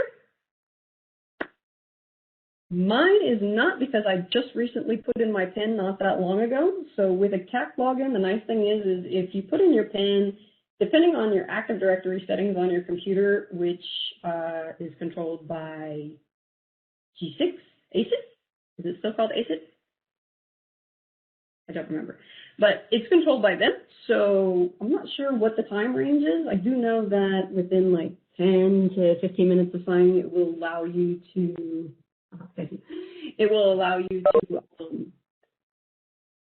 not have to enter your PIN if you've already entered it within a certain amount of time. And I don't remember what it is. So if it doesn't ask you for your PIN, don't be too alarmed, because it's probably just been recently entered in there. But if you are logged in as your password, you will have to enter that one in. All right, so now I'm not done in here because we want this document to go to PCS. So I have to come down here and click Accept. Now, if for whatever reason I can't electronically sign it, I want to manually sign it, then what I'm going to end up having to click is this one right here, manually signed by the government. And then I can accept the package and go from there. But I electronically signed it, so I don't need to worry about that. I'm going to click on Accept Package, and they're like, are you sure? Yes. Okay, once everything's grayed out, then you can hit the back button 2 times, because we don't need to see this screen anymore. And then I'm going to come down and notice this one, the Apply QA Codes and Sign 4025 is not showing up down here. That is because the contractor has manually signed this one. You can tell that by going into the document package and taking a look and seeing right here, it says attested signature, and that's going to be attached. Yeah, and you can expand it as you need to. So this means that the contractor has manually signed it. So I'm not going to be able to electronically sign it. Which means if I want to electronically sign it on my computer outside of RMS, which is what we consider a manual signing, then I'm going to have to download it to my computer. In that case, you can either save document to file or export selected documents. I'm going to just save it to the file. And then this is, I'm going to put the transmittal number so I don't get confused, because maybe I have a ton. But again, this is up to the users what they want to do with their naming conventions. And we're just going to go ahead and put it in the Excel submittal template. Actually, you know what? No, let me put it in my other location. Yeah. Save. And now at this point, I can open that one up and sign it in Adobe or any other signing software, or print it out and manually sign it by hand and then scan it back in, upload it, and then say manually signed by the government. I'm just going to click on this button right here, because we don't need to do that for this particular review. And then I'm going to go ahead and accept this package. So no, I haven't completed this transmittal yet, but I am going to go ahead and accept this package, because I do know I'm going to need to do it in the future. So I'm going to go ahead and accept that, because I'm not going to need to do anything else with this. If you do need to do other stuff with that, then don't accept it at the time. I would wait. Now, I've already reviewed this. I've reviewed this. I'm going to go ahead and manually attach and sign the 4025. Now, it's going to ask, hey, you forgot the QA code. So, okay, I need to come up here and set my QA code. So I'm going to say it's approved and good to go. And then manually attach and sign the 4025. And this was the 4025 that I already, quote unquote, signed, either by printing and uploading, or however you want to go about doing that manual signature. And then notice it's going to give you another document package. You are going to need to go into that document package, and you are going to need to accept it in order to get it sent to PCS. So that way you have all the signatures in there. In which case, you need to first click on this Submit for Review. You didn't have to do it with the last one, because it's automatically done for the contractor and for you when the contractor clicks on the Submit and Sign the 4025 and sends it to the government. So we're going to click on this Submit for Review, and it says it'll become read-only. Are you sure? And of course, yes, I'm going to click on Sure. And then once that's done, now I'm going to accept the package, and now it will go that. Now it says, warning, the package has not been signed. Oh, whoopsies, I forgot to click this lovely little button right here. It was signed. Physically signed, review required. So someone has to go in there and review it, which is why we have to click on this accept package, because I have reviewed it and I know it's good. So I'm going to click OK.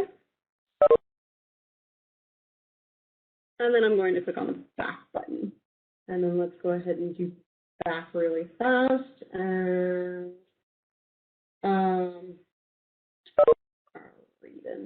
we're running out of time. I'm going to have to speed up. I do apologize. I'm going to go quickly through the next set of information.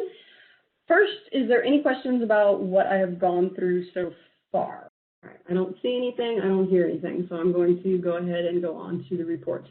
So there are a couple of different places where you can go to get reports to see what's outstanding with the submittal sections. Like I said, the first place that you can always look if you're going to go into the contract anyways is go to the submittal register and just take a look over here at the status to see where they're going.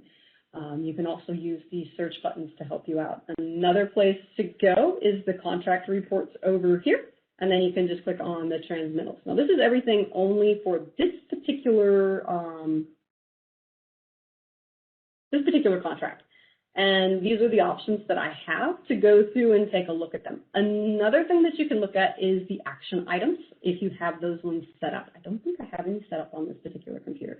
And there are 2 action items that will show up. Now, notice the first time when I started typing in here, nothing really showed up until I clicked on this drop-down box. You'll see that here, and you'll also see that in the contract files. You'll start searching, and it looks like nothing is popping up. But as long as you see a report title still showing, it's there. You just have to click this little down arrow to show what's available there. And then you can go through and take a look at these. These will show all of the action items that you have set up, including the ones that you have set up for transmittals. You're not necessarily going to have just one contract that you're assigned to. You're probably going to have a bunch of contracts that you're assigned to, and you want to see what the status is of all of those ones. So we do provide you with the option of doing a summary report. So for that one, we would click on this contract selection. This basically goes back to the main district screen, and then we're going to go up here into the summary reports. And we're specifically looking for stuff. You can either type in transmittals, you can also type in submittal. I usually just start off with like a small thing until I can find the one that I'm looking for. And this will show you all of the different reports for the various different transmittals. I specifically only want to know the ones that are in review, so I'm just going to open up this report here. Now, all of the, not all of them, most of the reports that you're going to run into are going to have some kind of sorting, specifications, filtering set up before it actually opens it up. Now, I want to make sure I include the contracts from sub-offices because I want to see everything in my district. Now, you do have the option of looking at other districts, but if you don't have permissions in those other districts, you won't be able to see anything. So I wouldn't worry about changing this unless it's the office. Oh, yeah, so you can change the office there. And you've got all kinds. Now, you can select this by contracts. You can select by individual contracts. So say there's like only 4 contracts that you want to take a look at. You can do that here. And then you can do it from a group or individually, your choice. Or you can select some of these ones. I'm actually going to tell it to individually select contracts because it's usually what I end up using. And I know some of the people that submit tickets to help desk, a lot of them are looking for like a more specific one instead of all of them. They're like, I only want like these 4. How do I go about doing that one? Okay. So now what you've got here is this will check all of these checkboxes. So you don't want to see all of those. You only want to see some of them. So you can go ahead and uncheck and then specify, okay, I only want construction not completed because I don't care about the rest of them. Those ones are done. I'm only interested in the ones where construction is still going on and there are specific contracts that I want to look at. You do have the search box here, but usually I would just go through and click on the ones that I want. And then once you've selected all of the ones you want, again, notice I'm checking on the check boxes, not the boxes over here, just because it's easier than having to push an extra key on my keyboard. And I'm going to select OK. And don't really have too much showing up for those particular contracts, more than likely because those contracts don't have any submittal items set up for them at this point in time. But usually you'll have information in here based off of the selections that you have made. Yeah, let's see what we get with overdue submittals. Preview. And I'm just going to select all of them in this case. But let me uncheck these, and I want this one, this one, this one, and this one. I'm going to select all of these. Let's see if I get some information. Go ahead and click OK. And notice I actually got some information. So now you've got all of the information based off of the contract number. So what you'll see is if there are brackets here, that means there isn't been a contract number that has been set up for that contract. We'll get that a lot in our test contracts because there's other things that we're testing and we don't always put a contract number in there. And you'll see there's some other contract numbers for various different things. And for each of them, you have the item number, the description of the submittal itself, the type of the submittal, who reviewed it, which office it was in, what the classification was, and what the QA code was. And those are all of the things that you will see as well as the pertinent end dates, the review periods, and when it is due. And notice this one has a review period of 0 days. So that probably needs to be fixed. And also this one is overdue 748 days. Again, that probably also needs to be fixed. But this will give you an overview, just looking at the contracts themselves to see, okay, yeah, this particular contract needs some attention. So you can contact the contractor like, hey, well, in this case, this is for the government to review it. So you can contact whoever is in charge of the transmittals on that one, like, hey, what's going on? Or if it's you, be like, oh, I need to go do that and get that taken care of. So let me go ahead and close that and back out of here. And that pretty much is everything that we have for submittals. Now, I know we had a couple of things on progress payments that we wanted to talk about, and I know Carrie wanted us to hit on PII and multi-signing QA reports. Carrie, do you have a preference? No, I mean, I just wanted to make sure that, one, that we touched on the changes that are coming to Telerik, not necessarily the training, but just to mention it, but also the things that you just mentioned as far as CRQs, just the ones that are big ticket items that may require showing how those things may have changed in the system to be able to access them, if there's any of those. But as far as Fritz on how you're presenting right now or what you're going to present next, no, I don't have a preference. I do want to leave a few minutes at the end, maybe 10, 15 minutes at the end for questions. And then if Ted still wants to try to ask his question real quick, I heard somebody moving around on the line when he dropped off and dialed back in. So I want to give him a chance also to ask what he was going to ask. Ted, can you try to speak? Okay, can you hear me? Yes, we can. Oh, okay, it's working out. So my question really wasn't a question, but it was a comment when we were looking at signing the 4025 in the government document package or the shared document package, and it showed that the contractor had manually signed. We still have the ability to sign those documents, so long as the only document there is the 4025. But the way you showed it makes perfect sense as well. That's just a good workaround. So yeah, that is also correct. So you can do that there. Thank you for that information as well. Yeah. So we have a couple of new things that have come through. The biggest one that I want to hit on is the support system in RMS. That has changed. So we have this help button here. And in the past, you have been able to keep track of all of your help desk support tickets in this module. But due to security issues, we have had to change how that works.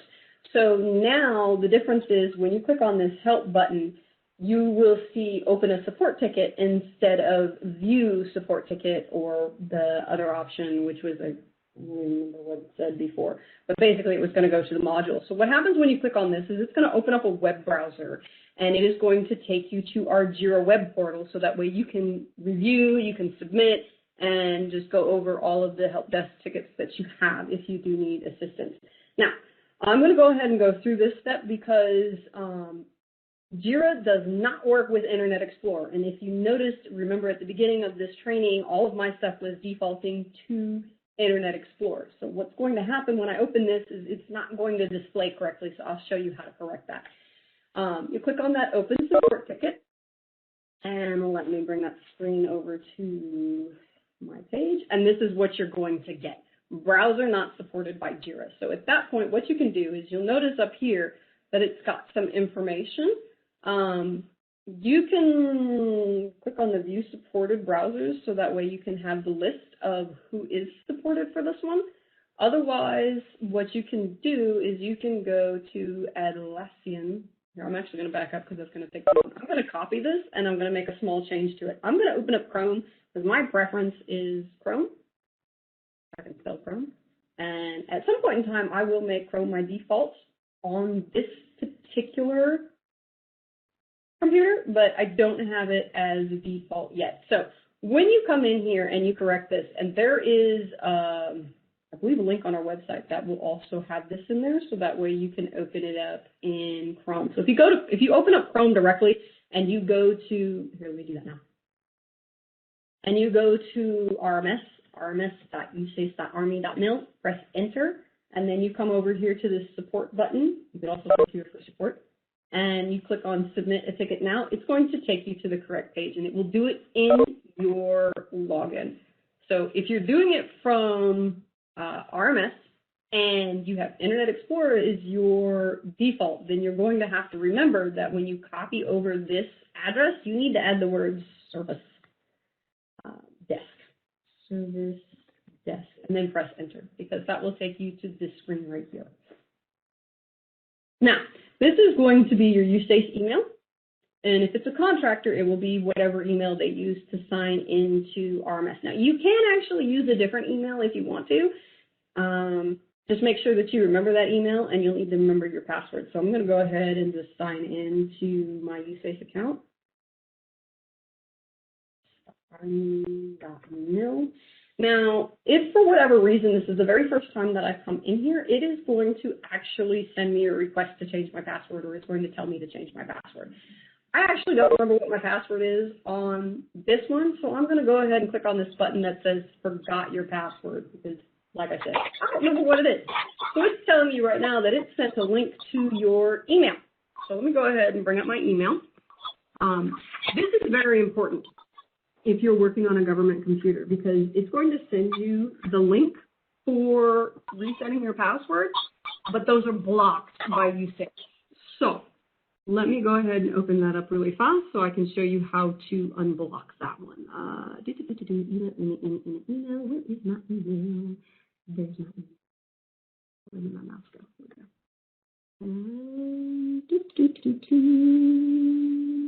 Jennifer, while you're doing that, instead of using your actual government email address, I believe if you put your CAT card number at MIL, which is how you're logging into RMS, if you're logging in with a CAT card, I believe that will actually take you to it. All right. But you have to have your CAT card either almost memorized or written down somewhere. Yeah, because you'd have to pull out your CAT card otherwise. I have mine written down somewhere. Yeah. Let me see if I can test that out really fast. I just have to go find it. All right, what is my... There it is. Let's see what we got. And it probably will be the 10-digit number. Is it usually the 10-digit or the 16-digit that you use? Whichever one's on the back. Okay. I believe it's close to 16.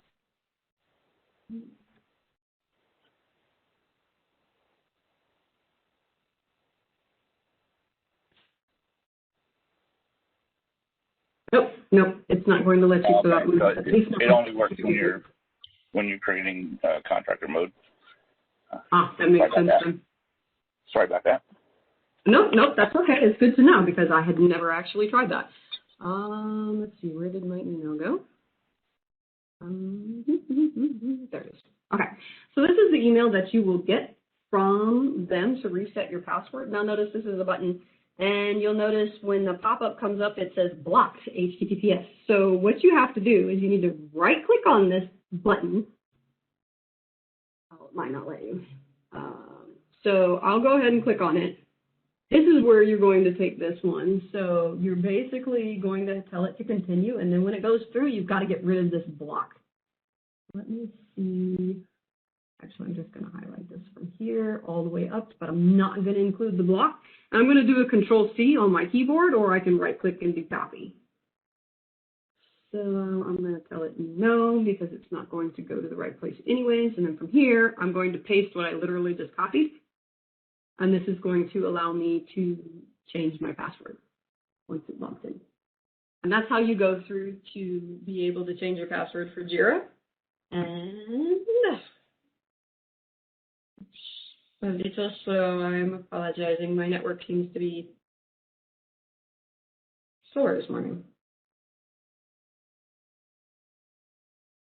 Yep, it is just spinning. Usually it's faster than that, but I did notice just a few minutes ago that it was a little slow either. Is anybody having any issues hearing me? I guess not. Okay, so. Hey, Jennifer, can you show where the YouTube videos are located?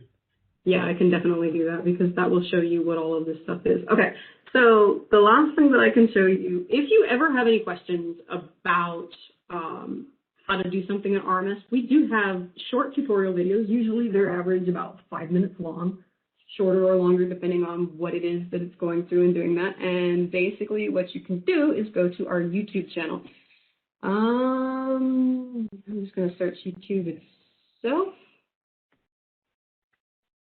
And then when I get to YouTube, I'm going to search for RMS Support Center.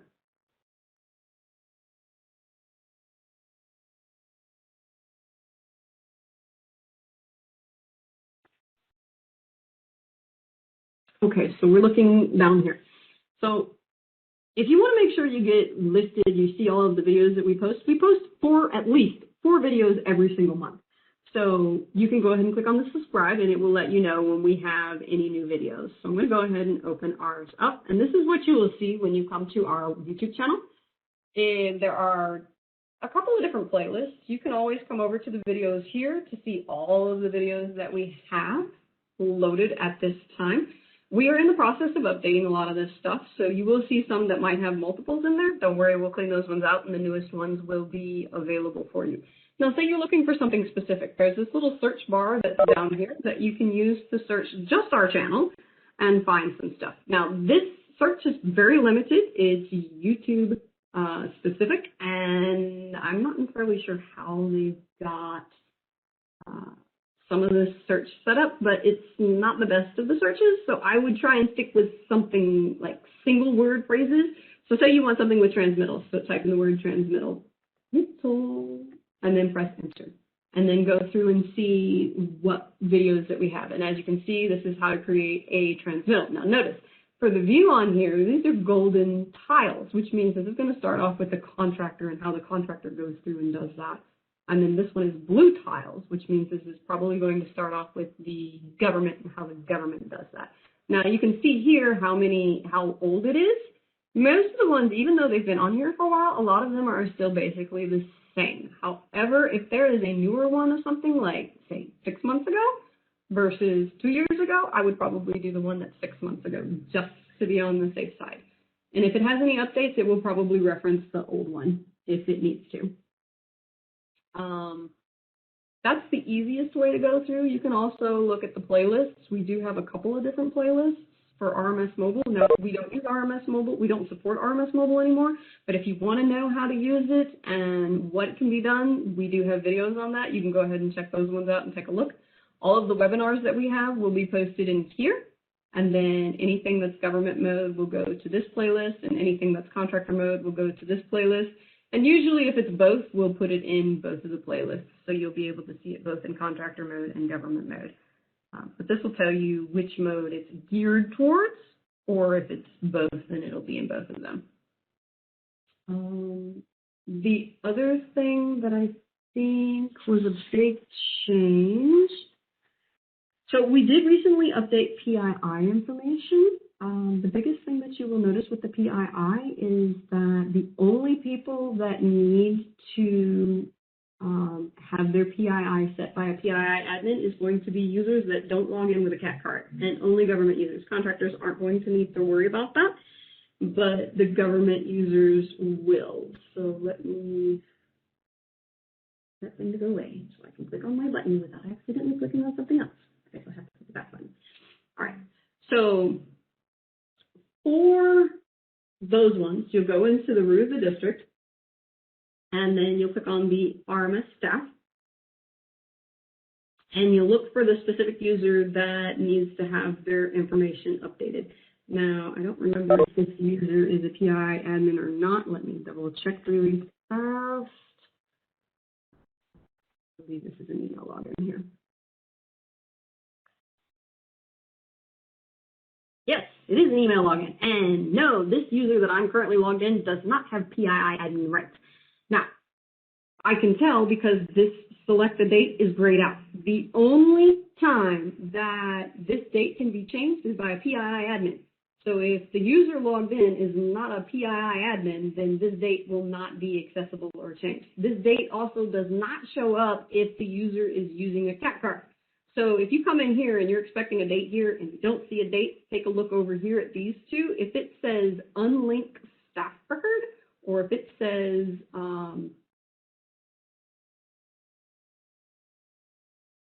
enable non-CAC login, basically what that means is if you enable non-CAC login, then they're set up as a email and password. So if it says enable non-CAC login, then this is set up for a CAC login, and that's why that date is not showing up. So that person doesn't necessarily need it, or you need to change this to a non-CAC login and provide that information for them. Let me see if I have the user that's a PII admin already logged in. I think I do. Yep, there it is. Okay, let me go ahead and go into the district.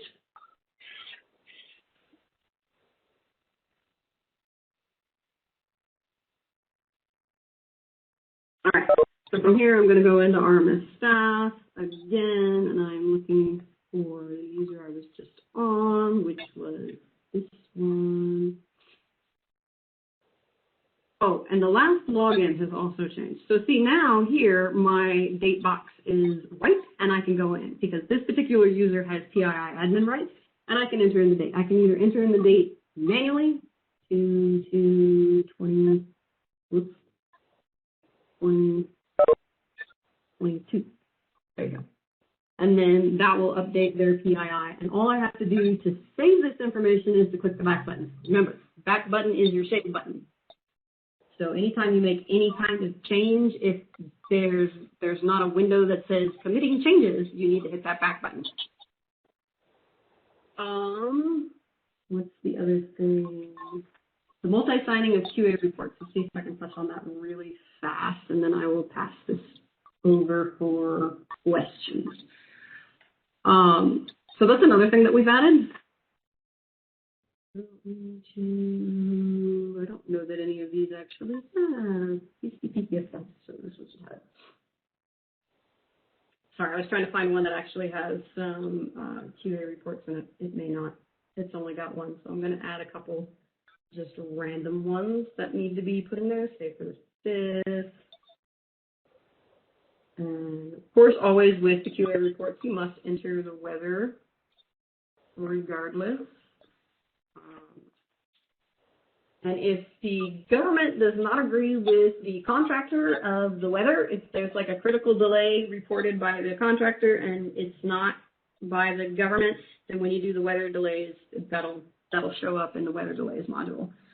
But let's go through and do this. Okay, so here's my two. They need to be signed. I can tell because they're both not complete. So I'm going to go ahead and click on this multi-sign daily report. This will allow me to do this. Now, there are two people that are going to be signing this, the QA rep report for signing, and then the project engineer to sign. Notice that this one says there are two for the QA rep to sign and none for the project engineer. That's because the QA rep must sign first, and then the project engineer can sign. So I'm just going to sign all of these. So I'm going to click this button here and then choose this to sign as QA rep. We do have a video on this as well on YouTube. Did I keep that one open? I did. Okay.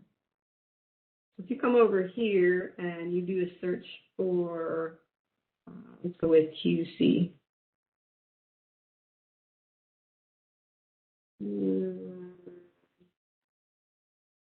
QC. We'll search signing instead. How to fix. Here we go. Sign multiple QA reports.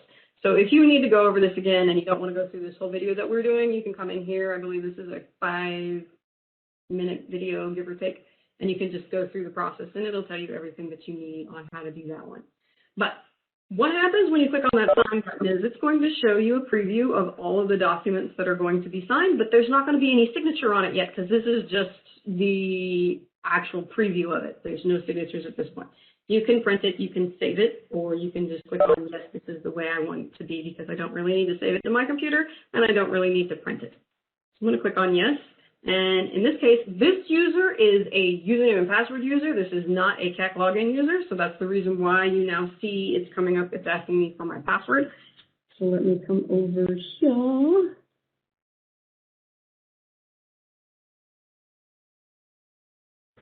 And it's going to go through and it's going to sign the report. And then as it signs the report, notice they will disappear once those reports are done. And it'll take it a few minutes to process, depending on how many reports you have to sign.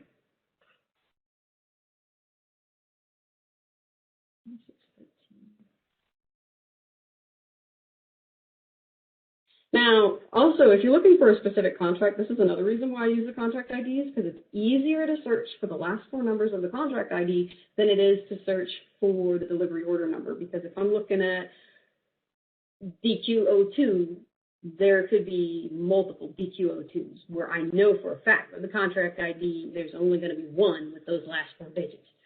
So that's why we search for the contract ID. And when you're submitting a support ticket, we prefer using the contract ID as well because it makes it easier for us to sign the contract too.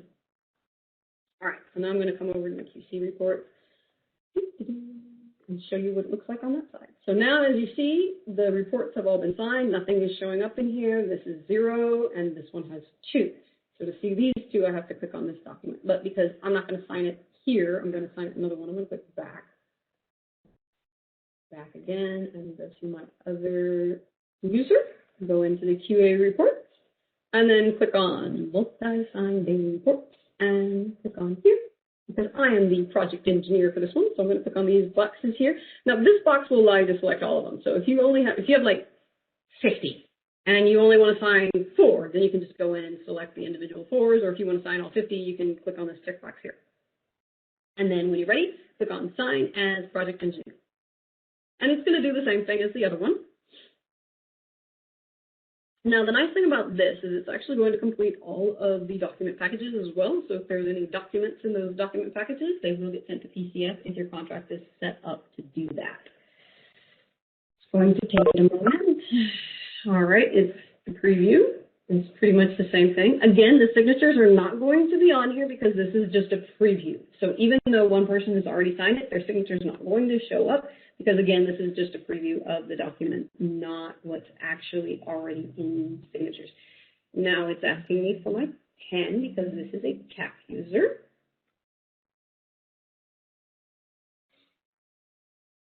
And so it's essentially the same thing. The only difference is one, you enter the PIN, the other one, you have to enter a long, complicated password.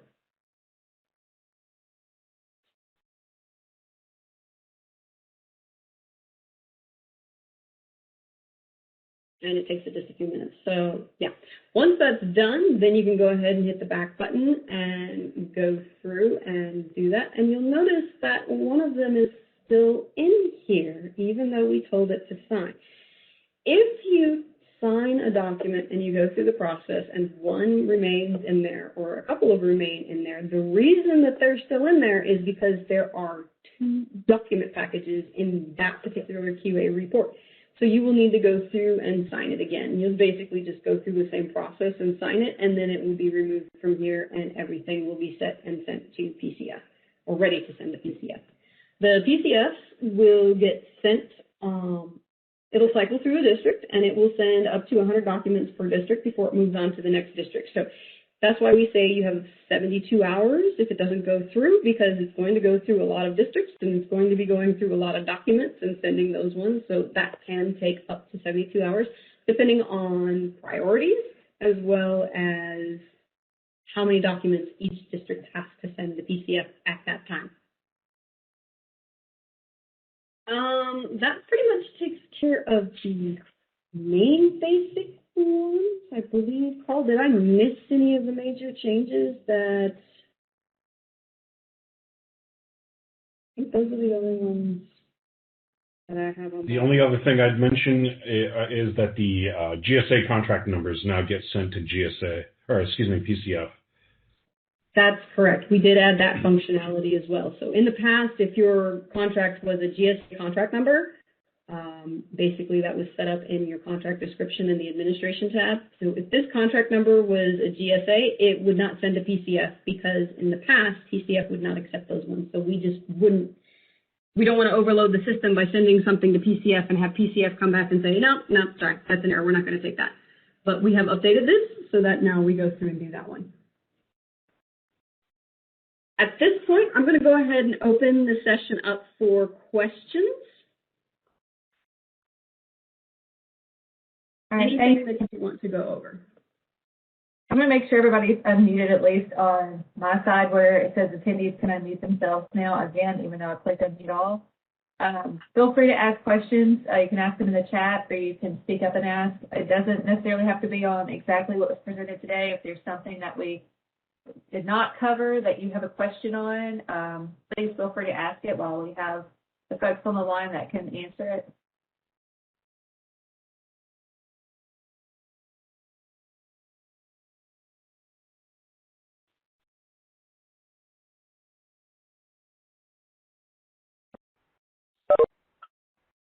I'm not 100% sure why I can't see the chat in here. So if there's any chats going on, it'll show up on my screen for a second and then disappear. So if anybody posts in the chat, let me know because I can't see it.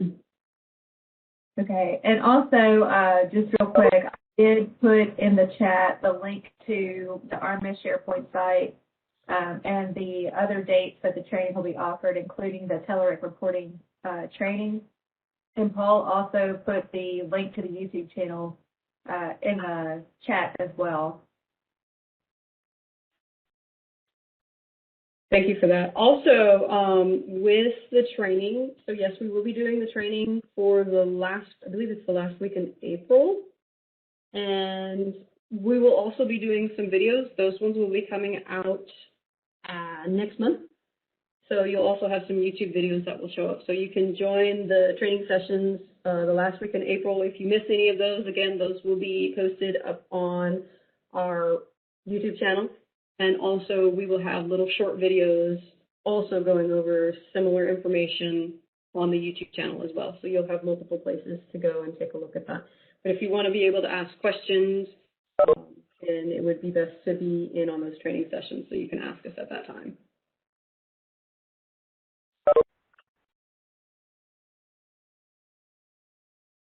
One of the questions were, will the chat show on the YouTube channel? We're not quite sure. It depends on how WebEx sends the recorded training. So once we get that, we'll work with what we've got, and hopefully it will have the chat. Yeah, there was quite a bit of really helpful information. Thanks, Ted, and everyone else who helped. So I took screenshots of some of that stuff. Another question was, are there any new features coming up? Some of the CRQs that we're working on right now has to do with the contractor claims report exporting to Excel. We have new columns on the RMS Transmittal review screen, new columns and new fields that they want added to that so they don't have to open up specific items. Also, we're adding a last login to the login process to comply with RMF.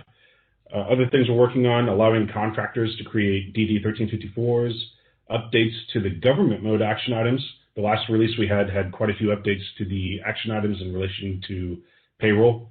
One of the questions in the chat was, the QC requirements, those show up on the action items even though they're completed. So that's something that we'll be working on, bringing the action items report up to date.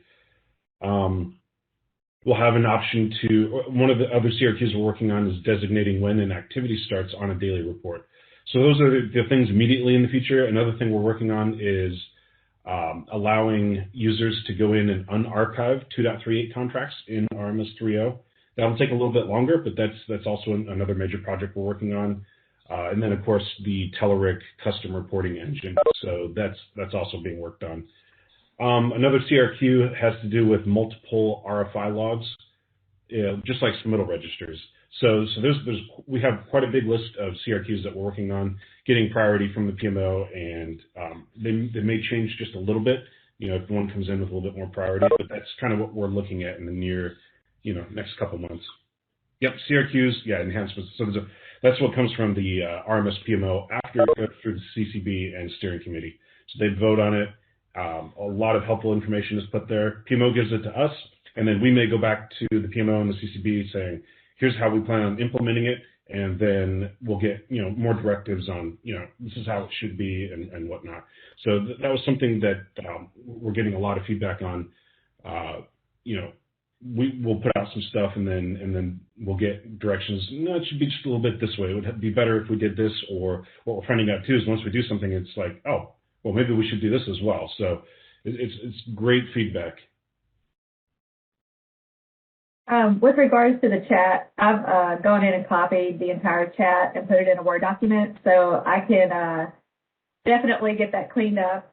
And if we want to put that out there on the website, we can. I just need to make sure there's no issues with doing so. But I do have the entire chat copied and pasted, so we have it. That's my point. Excellent. Thank you. Are there any questions? Any other questions?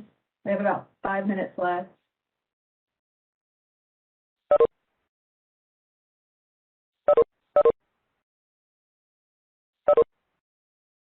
Okay. Well, we will stay on the line for just a couple of minutes, but I appreciate everybody's time, and thank you for participating and dialing in. Thank you for joining. If you have any questions, you can always give us a call at the Support Center. Thanks, everyone.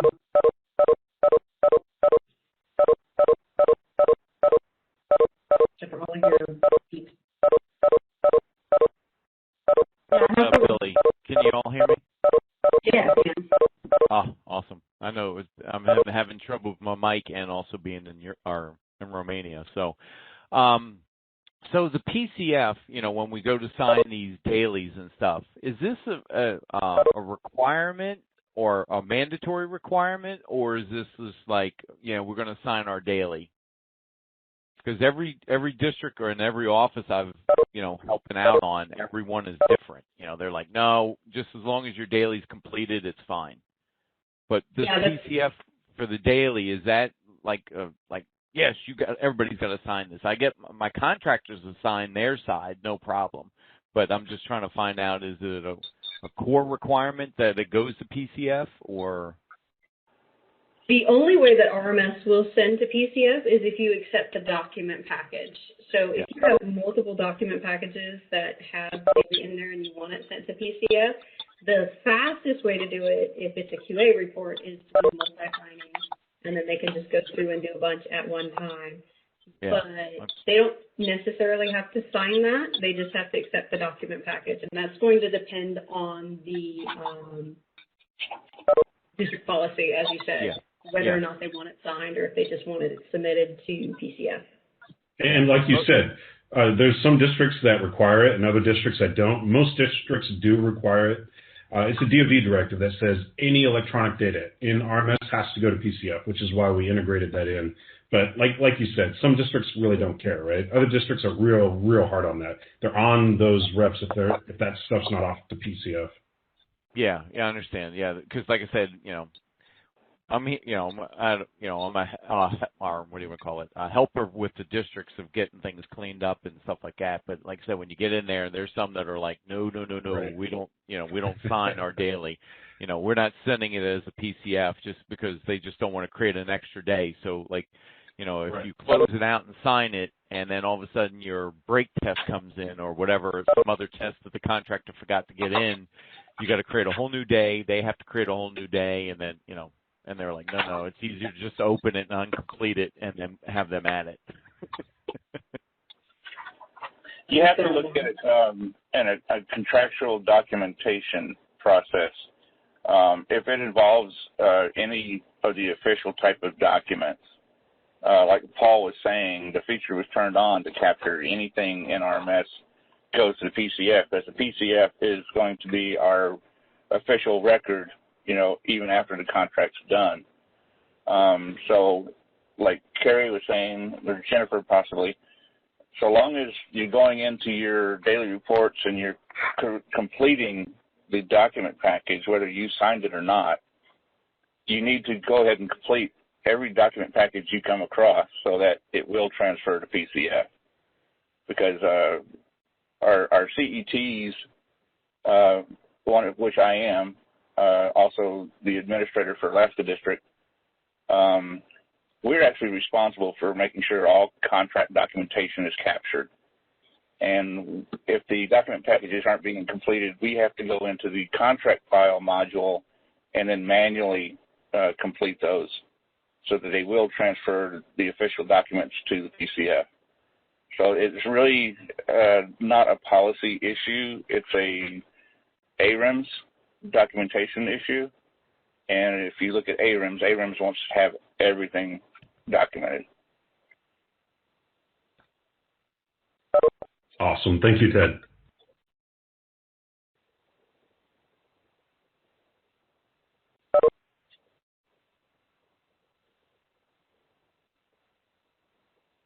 Thank you, guys. Very informative, and you guys have a great time or a great evening, and we'll see you on the next round. Awesome. Thank you. Yeah. All right, it's 10 o'clock. I'll just ask one more time. Are there any additional questions before we close the WebEx?